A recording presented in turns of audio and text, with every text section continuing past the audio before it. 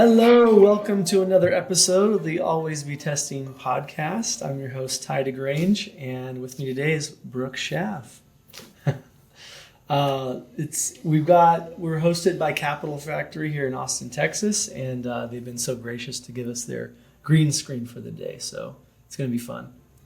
I'm excited to have Brooke on today. He has an amazing affiliate veteran background, ready to dive in. He's started off in Zappos. He got into building his own agency, which he built up and grew and sold to acquisition, which was amazing. And now he's building FMTC. It's pretty awesome. Thank you. Glad to be here. Yeah. Thanks for having me. Absolutely.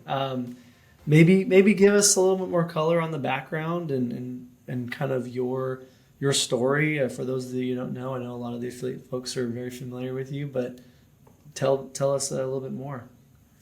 Yeah, so I have been in affiliate marketing, I should say, for pretty much my whole career. Right out of college, I jumped into a young Zappos.com, worked in-house at a couple of other companies, one retail, one lead, stumbled into agency life, had the agency for many years, sold it 6 years ago, because I didn't want to have to compete with Ty after he got in. And then along the way, we started FMTC, which is a deal and product distribution platform in the affiliate space. We're a B2B company, so we power enterprise sites, enterprise affiliate sites in particular, coupon deal, rewards, some commerce content guys. And we've had FMTC since the very end of 2007.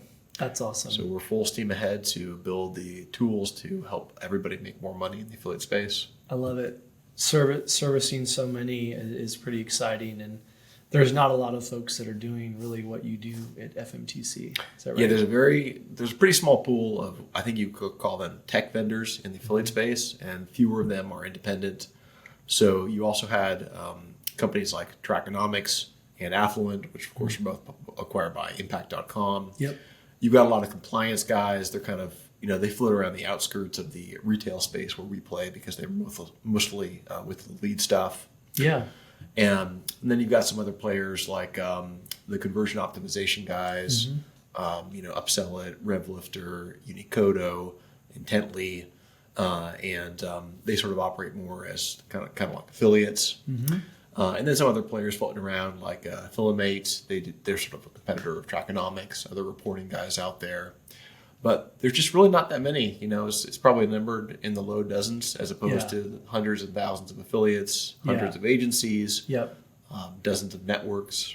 But the networks, of course, are much bigger companies. Getting closer to the 0 to 1 strategy, which I think is a smart one. The 0 to 1 strategy? Good on you. Yeah, the book by Peter Thiel. It's a good one if you haven't read it. No, I haven't read it. Okay. What does he say? Basically, it's if you can kind of create a pseudo monopoly and have an innovation and be one of one or one of two, one of three, a lot better than being one of 100. A little bit more difficult inherently, regardless of how great you are at all the things. It's a kind of a cool lesson, hard to pull off, but if you can build up that moat, and FMTC in some ways is kind of trying to do that a little bit, which I think is cool. There's not a lot of competitors. Yeah, we are in a special market position. If you want to provide good quality coupon content using your own relationships, you're either using FMTC in practical terms or you're doing it yourself. Yeah. So you don't have to provide good quality content. Some sites make money going that route, and you can do it yourself. But if you do it yourself, your costs are going to be higher than the fees that we charge, and the quality might not be as good. Yeah, got it. That's awesome. Saving a ton of time. What is that? Is that like required developers? I'm curious to know what the do-it-yourself structure looks like at a high level, just to kind of educate people at home at the broad strokes. Yeah, that might be a good segue to AI, which we were talking about earlier today. Yep. So right now it's a pretty messy process because we integrate with about 20,000 merchants, and the merchants, it should also be mentioned, are kind of going online and offline. At least the smaller ones are. Mm-hmm. And this is across all the major players, the players being the tracking platforms in the English-speaking markets around the world. So that's Canada, United States, United Kingdom, and Australia. and with at least a couple dozen data sources with the tracking platforms, many of which have like more than one API you're tapping into, stuff just breaks all the time. Yeah. And what that means is that you need somebody to repair that. So that's technical resources right there. When it breaks, you got to Sounds expensive. you obviously got to fix it. But then the bigger issue is you have to deal with all the data that's coming into the system, which is, for us, thousands of new deals every day. So deals are broadly defined as a coupon, a category sale, buy one, get one, gift with purchase, anything in that direction. And for us, it's very important to get that data out as quickly as possible and as high quality as possible to our subscribers. And then they get it out to their end users, who are the customers who click through on the affiliate sites, make the purchase on the retailer, and then the affiliate site gets the commission. And so a big part of the infrastructure is making sure you have the correct links, and then the correct links are married to the correct content, and that's what FMTC does. So it requires, we have dozens of people doing this all day, every day, and then we also have a full developer team, and then to keep up the relationships, we have our business development team for the network integrations, the merchant integrations, and so on. That's awesome. So it's cool. it's a legit operation. Yeah, for sure.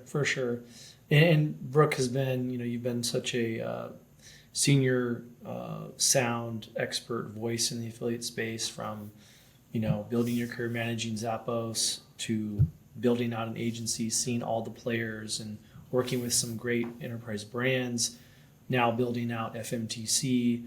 You've got your regular newsletters that are kind of educating the community, and I think that your insights are always very interesting and helpful. So I think that kind of excited to kind of dive into some of those today and share those. And for those who aren't following Brook or subscribing to his regular information through the FMTC blog, highly recommend. So important, call out, I think.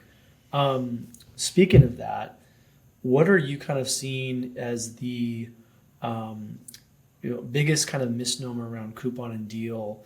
There's a few of them out there and varying opinions about the topic, but what is kind of your thoughts around the notion of coupon and deal as it relates to the affiliate marketing space? Yeah, great question, and probably too much to tackle in any one podcast. Yeah. But I think the short of the long is that customers love deals. Who doesn't, right? Mm-hmm. And customers are very much trained to look for deals. Not all customers, you have very much your market segments. Yeah. But by all the studies I've ever seen, the ones who are especially tuned into, looking for the deals, the coupons, et cetera, they are the frequent shoppers, the high household income shoppers, the ones that you want to get. And so if you are a merchant, you are probably competing with Amazon. They get close to half of the dollars in the U.S. for online retail right now. And if you want to woo shoppers away from there, or to try your site out for the first time, a coupon or some sort of special offer it's practically de rigueur, right? So anytime you go to a Shopify store, you're very likely to see a little pop-up that says, hey, 10% off for first customers, very standard thing. Yeah. Well, the thought that we have at FMTC is that all merchants should really be doing that. Indeed, that there should be a basket of coupons that they offer. For example, your new customer discount, typically a discount on a very high average order size, higher than you would typically see.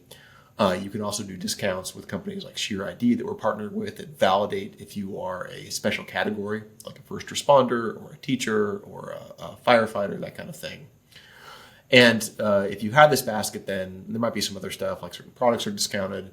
It becomes very attractive to customers, and those customers are going to find you on the coupon sites. Now, to sort of grab the bull by the horns, the pattern that people are concerned about is that the customers on the site looking for a deal, they're in the checkout looking for a deal, and then they come back. And so the concern is that that's sort of then paying a commission for an order that would have happened anyway. Yeah. And that's a reasonable concern, and it's an important thing to sort of talk about. But I think that what happens too often is in the space people say, well, that's just the pattern.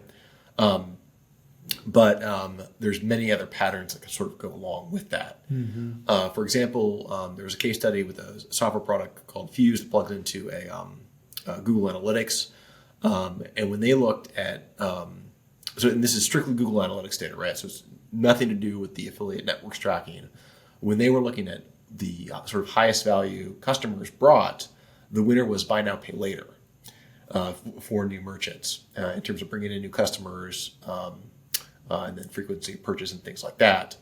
And then second was sort of the coupon size, and something like that might surprise a lot of people. For sure. But it comports well with like those other surveys that I've sort of mentioned. And do you think that was based off of cart size or LTV or just generally? That sounds pretty compelling. Yeah, it was pretty compelling. Google Analytics has their anonymous, mysterious, user identity. You're in there and I'm in there, and everybody listening to this podcast is probably in there. And then they can see if the customer goes to the merchant, and then they can, if they're new, and then they with Google Analytics, the transaction events are recorded. So is this the first time a customer's ever had a transaction event? And so, yeah, to your point, I think that is very compelling, and it's not easy. Like, so if you're the merchant, you have to come up with your own strategy. What's my discounting strategy? And some retailers are have very limited strategies, but everybody has something. So, for example, Apple, not considered a discount brand, will go around Black Friday. You'll see cashback offers. Buy some stuff, get $100 gift card. That's you wouldn't think of that as a coupon, but we would consider it within our wheelhouse, the things that we would offer, because it's an offer that makes it more attractive for a customer to buy something. And just about every retailer out there does something of that nature. They have clearance items. Yeah. They're going to do some fancy gift with purchase. Maybe it's a cash gift.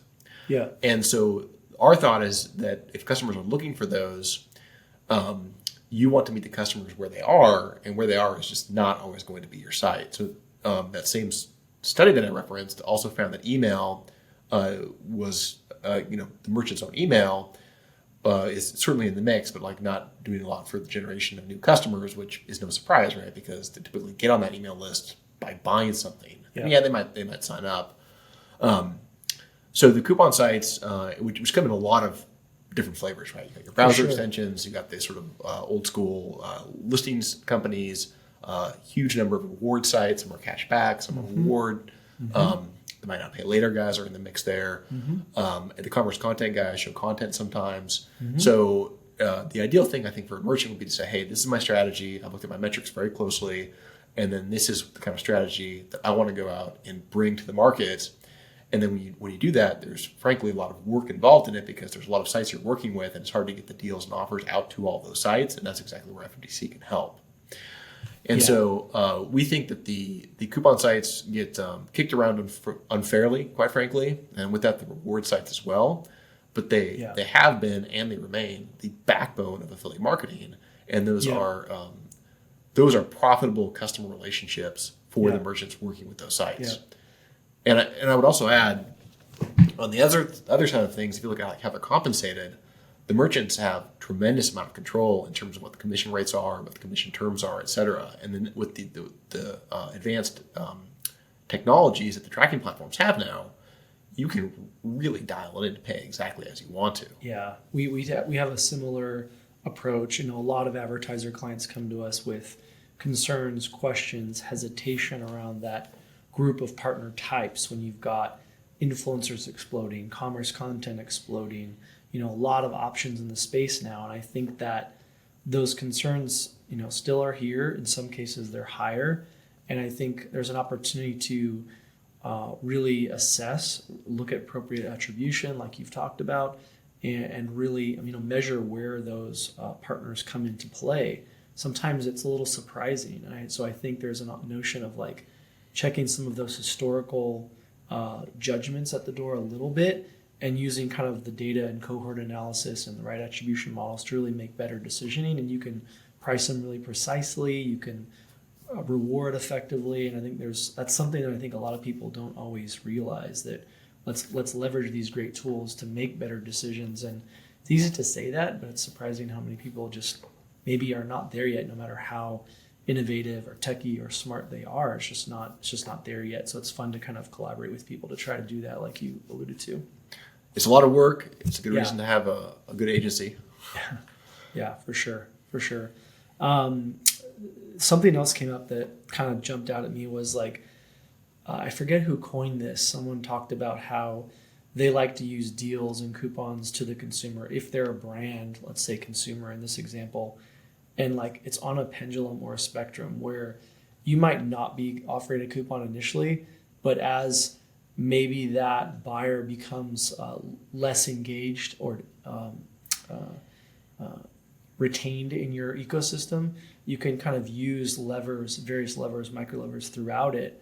And I think that's where there's a really compelling case that like these are not going anywhere. They're used constantly. They're requested and demanded and expected by the consumer. So I think it's an interesting, I forget who came up with that framework or pendulum. I'm sure people have talked about it a lot, but I think it's a compelling case to, plug in and kind of think about what is your strategy. Do you have one that's very specific to your brand and your data and your consumer, as opposed to just we don't do X or we always do Y or. Yeah, and just a simple question, whatever strategy you have, even if it's very modest, does it carry over to affiliate? Because all the time, so FMTC is all by permission, right? So it's the affiliates, the deals that are entered into the affiliate networks. And often we see, because we're constantly going out to the sites and we test the coupons and things like that, there's often deals that are on the homepage, on the landing page of the website, that's not posted to affiliate. Totally available. Which I think is crazy, because if you have that offer, why would you not get that offer out there? Yeah, for sure. That's a great framework in thinking about like ways people to kind of think through coupon deal, where FMTC fits into the ecosystem. Maybe it would be interesting to hear a little bit more about maybe some of the other aspects of affiliate marketing you've seen. You've seen a ton of change in the last 25 years probably. What are you kind of noticing at a macro trend level, especially you're publishing these learnings regularly, you're reading a ton, you're talking to great practitioners at conferences and on calls daily. Like, what are some maybe themes that you're seeing in the space, maybe even outside of Coupon and Deal, that are very interesting to you? Yeah, so Mike McNerney of Martech Record picked up a few really good ones with panels and fireside chats actually last week in New York. One of them I think is going to be the seller networks, largely around the Amazon ecosystem. Commerce content, I guess, has gotten quite a bit of discussion, but it's still growing, which is very exciting. And another is going to be, I think, the margin. Where does the commission payout come from? Are you paying out of a portion of your margin, or is it sort of considered more like these branding dollars? And then something else that's been on my mind recently that has not been as discussed is affiliate versus programmatic, which we were chatting about earlier. Mm-hmm.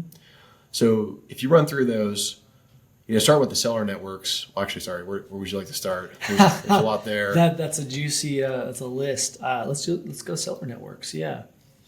It would just happen with a great panel out in New York. Let's keep rolling with that. Yeah, it's pretty interesting. So for those who are not familiar, seller networks, which are sort of formerly known as shadow networks, are paying out a seller on a marketplace, typically Amazon, but it can work on any marketplace.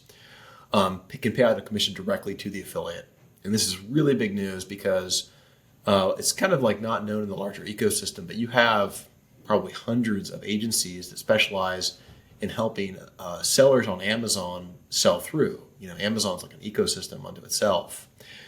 And here to now, or here to recently, you've only been able to stand by as the Amazon Associates program pays out whatever commissions it pays out, which are normally pretty healthy, especially because there's this halo effect where somebody goes and buy a pair of scissors and they buy a TV and you get the commission on the TV. Velocity, you got all kinds of great factors. All the high conversion rates. And so I think Publisher Expansion a few years ago might have been the first one, and they did this sort of they had an unusual tracking mechanism, and they're still around. But then there was sort of a second generation that came where they would take the agency ID, so the affiliate tracking solution, the seller network, and they were called sort of shadow network because it sort of operated in the shadows of the Amazon ecosystem. But then sounds ominous. Yeah, it touches. Yeah, because it was sort of played in a gray area, from what I understand. Yeah. And then with the seller network, they become the advertiser of record, like the advertiser agency of record for the seller. And what that means is that they can create a link with parameters, and then they can see the reporting on the back end. So if you're buying like a Facebook campaign or Google campaign or something else, you can see how that performed. Well, you can do the same thing and give a link to anybody, basically the same as a regular affiliate tracking link. And so it's been a really interesting race with these guys, because Refersion made big waves when they announced theirs. But then Reversion had pretty massive layoffs late at the end of last year. And then they were bought by a company called Fantastic, which, from my understanding, shut down their seller network. And so they were sort of like the head of the pack, and then they, poof, went away. The earlier this year, you had a company called Levanta launch, and those are the principals out of Grovia, which is an agency that got acquired, which specialized, I think, in affiliate outreach. And so these guys announced profitability after 6 months, which is not bad, especially for a tech company which has to do tech investments. And then also in the mix, and forgive me if I'm leaving people out, but Ben Faw's got the publisher expansion, part of Advon, as I understand it. And forgive me if I'm mangling anything here. And then he launched Maverick X, which has that next generation sort of tracking solution. And then you've also got one called Archer. There's another one I've spoken with called Costington's. And I think you'll see many more kind of come out because it's kind of a big land grab. The sellers are currently getting a kickback from Amazon, if kickback is the best word, of about 10%. So if you're paying an affiliate 10%, it sort of like washes out from a cost perspective if you're getting the 10% from Amazon. And so there's a very big opportunity for these guys, and I actually just blurted about this week. It's great for affiliates because they potentially have a different revenue stream, although it looks like they're going to have to choose. They're going to have to choose between the Associates Program Commission and or the Seller Network Commission. You can double dip. So I think what you currently can do is you can take the Associates link and then deep link with the Seller Network link. Or maybe it's the other way around. And that's been considered to kind of be a gray area. But this came up on the panel is I think it's basically going to be disallowed. That's what it looks like at this point. That would make sense. Now, correct me if I'm wrong, but the seller networks are often touting, generally speaking, a higher commission rate than what Amazon Associates has historically charged, like apples to apples. Is that correct? That's my understanding. Amazon's gotten away with pretty low commission rates compared to competitors in the same category. Yeah. And so one of the principals was talking about a commission rate of 3 to 4x on a category in the same category. So it's sort of like, do I get 3 or 4x higher going to a specific product page? It's probably going to convert pretty well, but give up the halo effect. There seems to be a use case for it, and it can be it can be a specific link, right? So if you write a listicle, you can go specifically to that seller. Maybe a paid placement's negotiated. So I think that's going to continue to be attractive and going to continue to grow. Except the other thing to note is that I think they call it Greater Connections. Is that Amazon launched basically their own solution. It doesn't seem to have as much traction yet, based on what people I've talked to who are knowledgeable are observing, and that could lead to everybody getting killed, right? Because it could just be forbidden, and they could also get rid of the kickback. So the sort of Damocles is kind of hanging over those guys' heads as they race ahead into what could be a huge land grab. Yeah, I wonder if there's a way. I was debating this with someone, I think on my team and maybe out in New York at the panel, but it seems like there's maybe a way where Amazon benefits from the seller networks. Is there a path there where Amazon sees that value? Because it's always that risk that Amazon shuts down X or they killed the on-site publisher program earlier this year. Yeah. So I don't know if is that a path that you think that they could thread the needle on, where there's mutual value in that case, or do you think that that's going to end up as Amazon kind of steers the traffic back to its own owned and operated ecosystem more so, even though they're technically benefiting from these seller networks doing what they're doing in some capacity, right? So it's a great question, and your guess is as good as mine. But I have heard rumors that Amazon Associates program is a bit separate from other stuff inside the Amazon ecosystem. Yeah. And so there's the possibility of sort of like split incentives inside the company. And so collectively, and this actually, Jeff Bezos is pretty famous for this. It's in the book, the Everything Store. He pulled off the trick that eBay couldn't, where he forced everything onto the same buy page, whether it was Amazon operated or a third-party seller. And that was apparently over great protests of the internal buyers, right? Because if you're the buyer, you don't want to be competing against some random person from outside the company. But he made it happen, and it's been hugely successful for Amazon, which I believe has most of its volume from the third-party sellers and has for many years. I believe so. So if you have that split, then there could be sort of like turf protection inside the company.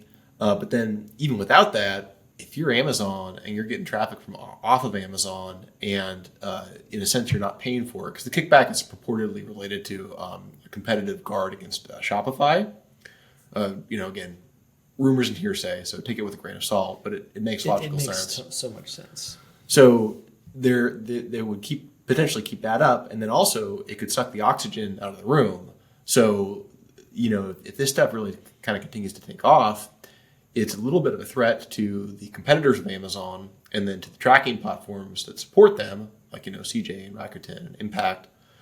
But an opportunity for the affiliates and potentially for you as well as an agency, right? Because you guys can start to play this Amazon game and work with all the DTC guys who have the Shopify store and sell on Amazon. Some of them are pretty big. Yeah, absolutely. We're doing a lot of collaboration with a number of players like Levanta and others, and we feel like there's tons of opportunity there.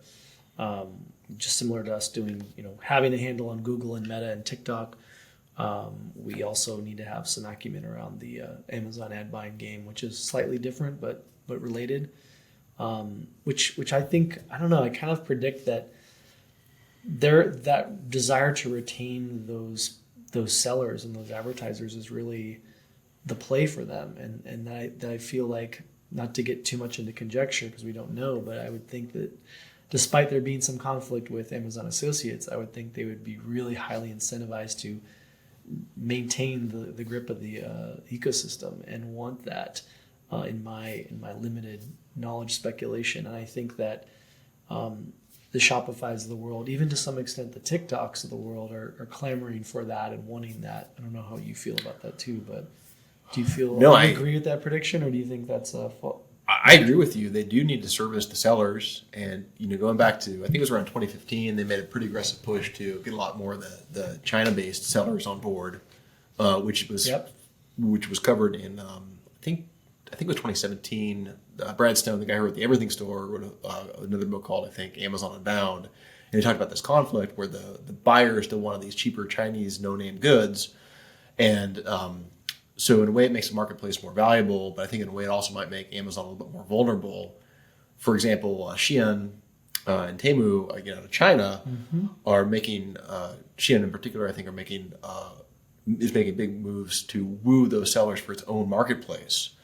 And so there's a little bit of the innovator's dilemma kind of nipping at Amazon's heels, right? Because if they want to have the low cost sort of China game, which, a certain customer segment is totally tuned into, then you can sort of service that market. But then there's a higher end of the brand name stuff, which you also want to service for your buyers. And it might be, it might be a difficult balancing act. It certainly seems to be on their minds. And so whatever else they're doing, if they can say, hey, listen, we'll accommodate you sending traffic to us that we're not necessarily even paying for, it would seem logical that they would continue to allow that. Yeah, absolutely. Sure, they're pleased. They have a lot of users locked into their psychological habit of one-click shopping and ease and Prime and all that comes with it. And it's more searches start on Amazon now than on Google, correct? I believe so. More shopping searches. Shopping-based searches, yeah. It's amazing. That's an amazing knowledge drop, and I think there's just a lot to watch in that space. You've obviously touched on a number of other trends, so I guess the question of where do we want to go next? We need to take some questions from the audience, even though we don't have a live audience right now. Maybe we should soon for our next show. One of the things we've talked about also is around, you touched on it as part of that kind of hit list of topics, but one was this programmatic industry and kind of where affiliate sits into that.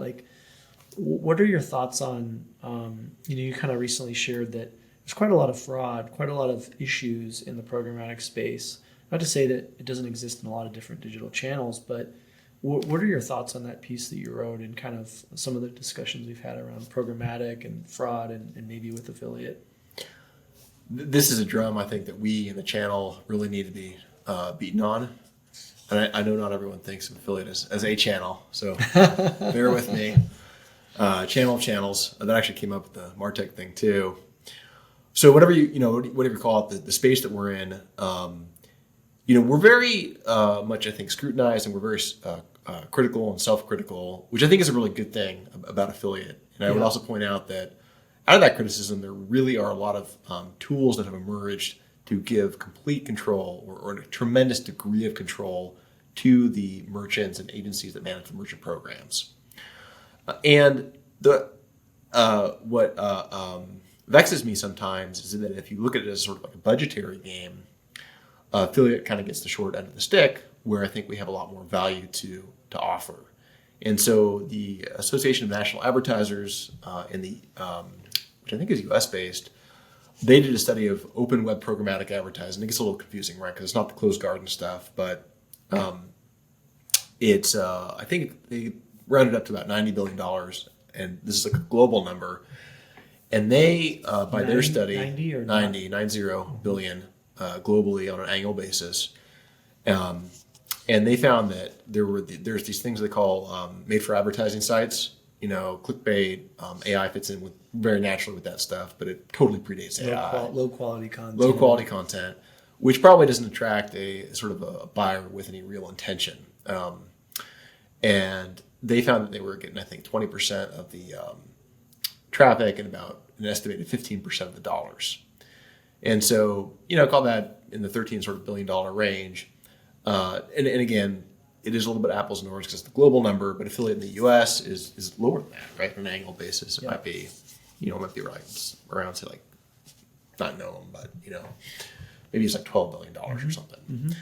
And so if we as a channel are smaller than, sort of like a fraud of value for another channel, that tells me that something is just really mismatched and off balance. Yeah, 100% agree.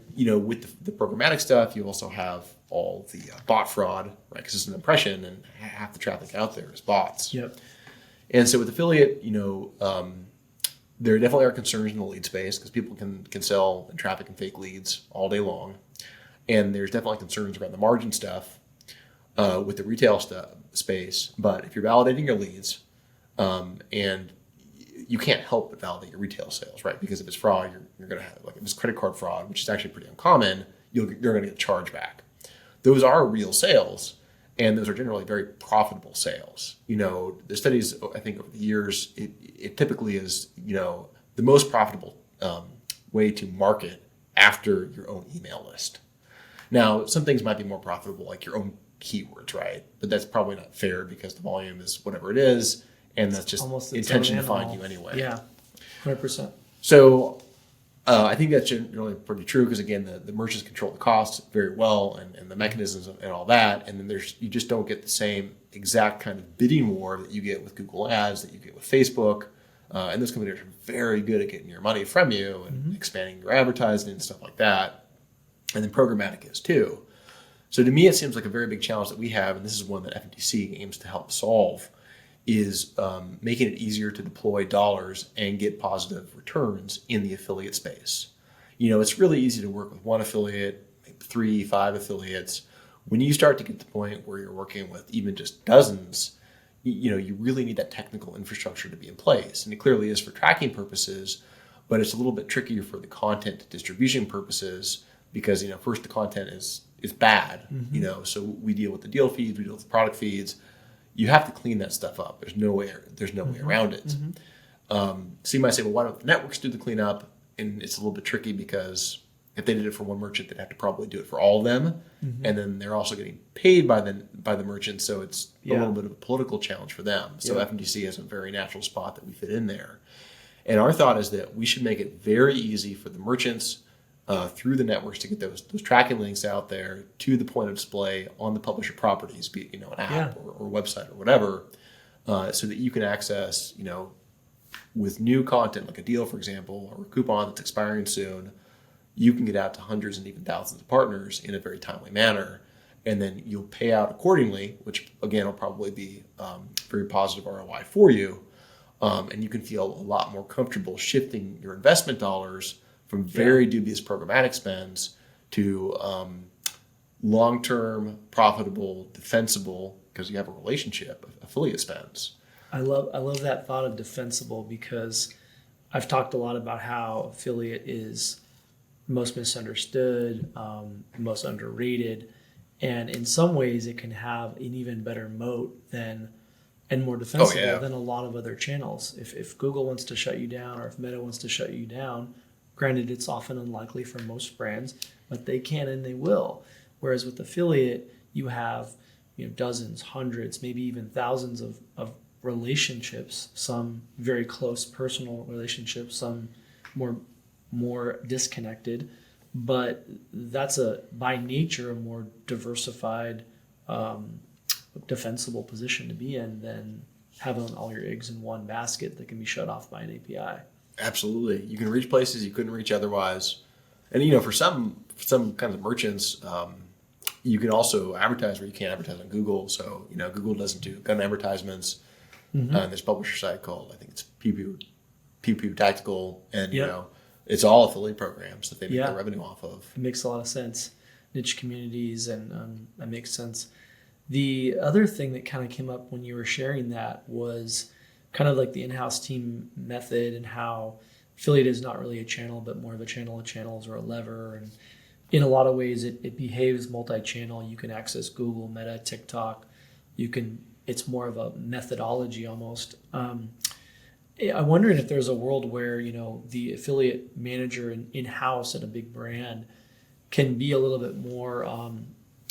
I'm speculating that if affiliate was looked through from a different lens internally, and we continue to kind of educate and talk to people about that, it might get better outcomes. It's not to say that affiliate account managers internally or affiliate experts at a brand are not savvy and smart and have connections and know what levers to pull, but my hypothesis is that the VP of marketing, the CMO, the head of growth can kind of ride shotgun with that affiliate account manager, and maybe think of it more of, okay, we need to pay for outcomes. We need it to be multi-channel. We can even weave stories with this lever that's called affiliate or influencer marketing.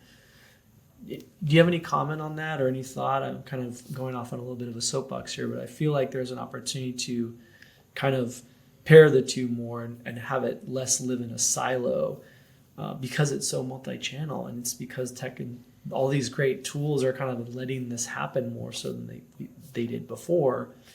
I don't know if you have any comment on that or thought, but it feels like an opportunity for the industry.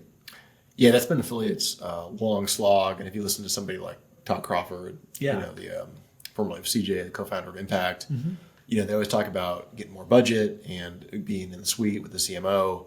And I think it's really true, because, and then that goes back to the resource thing too. The investment is not just like, we'll spend $1 million over here instead of over there.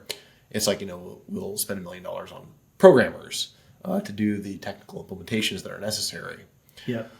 And I think that the channel has to prove itself more than other channels do, which is a little bit mysterious. It's a little bit odd, frankly, and it even seems irrational to me.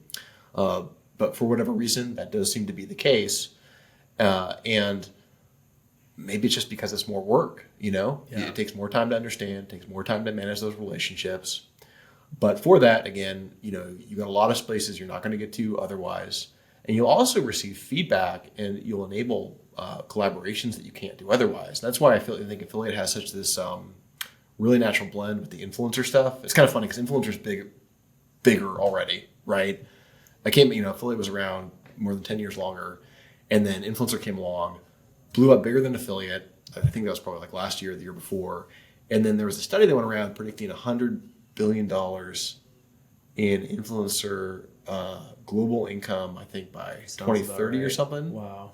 Yeah. So massively bigger than the affiliate projections. But the challenge is it's very easy to flush your money down the toilet with the influencer stuff because they want this paid placement. Pseudo celebrity. No, totally. And then also, they might be gone next year. My wife sees this with her business. She buys she had a really good run with podcast ads, and then a lot of these podcast ads started going with agencies, and then it makes things worse because she loses the relationship. The ads are read more poorly. The prices go up, and then that tips the ROI in the negative direction. She has to stop advertising with them. I think you hit something so powerful. There's that, and something that I've always loved about affiliate is that when you're setting up a deal, you're negotiating, there's a relationship. Yes, you're looking at the data as well, but there's a feedback loop there. And there's so much kind of goodness that comes back to the brand around, especially for, your top 10 partners. They're going to be highly incentivized to give you essentially coaching at times to be like, how do we optimize this? I found this to work really well. Not to say that you don't have some of those chops internally, but 9 times out of 10, that feedback loop yields value and revenue if you're listening and you're using it properly. Absolutely. And it's especially potentially critical for small brands, right? You can really work with people. And David Givano, the CEO of Impact, he had a podcast a while ago with an influencer, and they were talking about paid placements. And she's like, look, we have to charge paid placement because we allow the brands to repurpose our content for their purposes. And it's sort of different, but you see the same thing with like companies like Wirecutter, where they do the product reviews, and they'll license out those product reviews back to the manufacturers. So it's like this sort of like ancillary value that gets created and then gets harvested and has to be paid for one way or another. But everybody involved in the value chain is winning.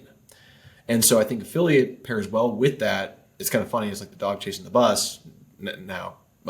Because we have the tracking stuff in place, the networks have the merchant relationships in place, which the influencers networks seem to struggle with more. Like they get the influencers, but then the anchor really is with the merchants, which I think explains a lot of the collaborations between the affiliate networks and these influencer networks, and a couple of the acquisitions too.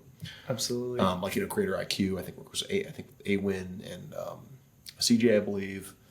You double check that, but there's a lot of relationships like that, and so I think it's really good because you can do a lot of hybrid deals, and again, that requires more time. You got to be coordinating with people, but if you figure out the template, then that can scale pretty reasonably well. You can get like the links out to those creators, and then really do some neat campaigns that reach a very large audience. Yeah, it's I think become pretty powerful. And there was an article on social proof. I'm gonna kind of the topic for the next newsletter that I'm excited to dive into, that I think it feeds into what you just shared. It's like people want to hear from, other friends, family, influencers about their experience with other brands. It's just inherently psychologically compelling. Whereas, the brand speaking to you has lost its luster that it had 10, 20, 30, 40 years ago. And I think brands can still do that, of course, but they need to do it it's harder to rise above the noise. And I think that social proof is something we're all kind of seeking right now in the brand and marketing space. This has been some amazing knowledge drops. I'd love to hear, maybe as we wind down here, just talking a little bit more about, where you see the vision for FMTC, what big things you have in mind. I know you've kind of explored a number of partnerships. You're building some awesome things. Maybe give us a sneak peek of what's ahead. Maybe share what you're building towards without divulging anything confidential, but would love to hear more. Yeah, thank you.